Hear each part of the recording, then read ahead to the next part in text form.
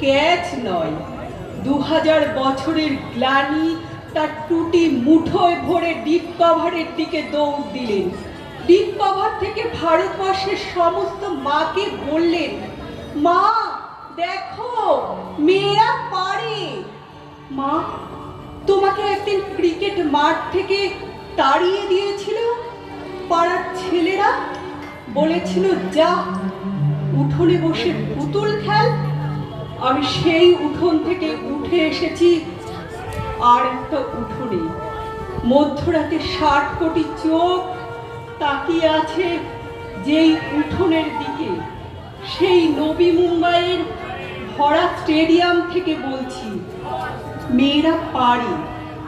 3 spinner, Radha Yadav, Deepti Sharma, C চরণী।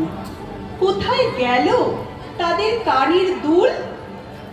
ওই তাদের lipstick, যে কানের দুল দেখে কমেন্ট্রি বক্স থেকে রবি শাস্ত্রীরা চিনে নিতেন কে ভালো, কে আরো ভালো। দর দর করে ঘামছে মেয়েগুলো, দৌড়চ্ছে বাউন্ডারির দিকে, দুরন্ত বলের দিকে।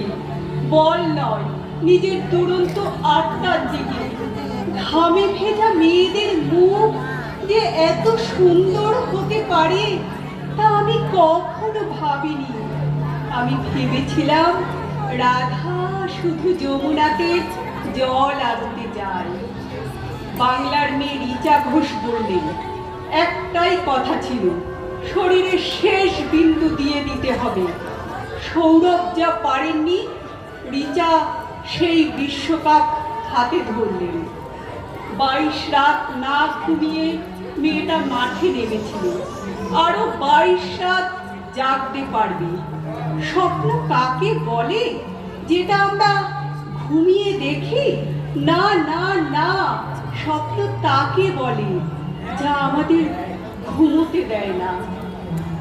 গত 50 বছরে যত ভ্রূণ হত্যা হয়েছে তারা আজ বলছে, আমাদের একটা মাঠ দাও, আমাদের একটা বল দাও, আমাদের একটা ব্যাট দাও, আমাদের মেরে ফেলো না, আমরাও পারি। ঘরে ঘরে, পাড়ায় পাড়ায়, রাস্তায় রাস্তায়, মেট্রো রেলে, এরোপ্লেনে, ভাবা অ্যাটমিকে, নাসায়, বুকার প্রাইজে, প্রতিটি নক্ষত্র জয়ে প্রতিটা কন্যা ভ্রূণ উঠে দাঁড়িয়ে বলছে। কি বলছে মেয়েরা? কি বলছে মেয়েরা? বলছে, আমাদের একটা মাঠ দাও, আমাদের একটা বল দাও, আমাদের একটা ব্যাট দাও। আমরা সারা ভারতবর্ষকে আনন্দে, নবীন আনন্দে, গভীর আনন্দে, ইট চাপা আনন্দ থেকে ইট সরিয়ে মাতাল আনন্দে, তুরীয় আনন্দে সমুদ্র হিমাচল কাঁদিয়ে দিতে পারি।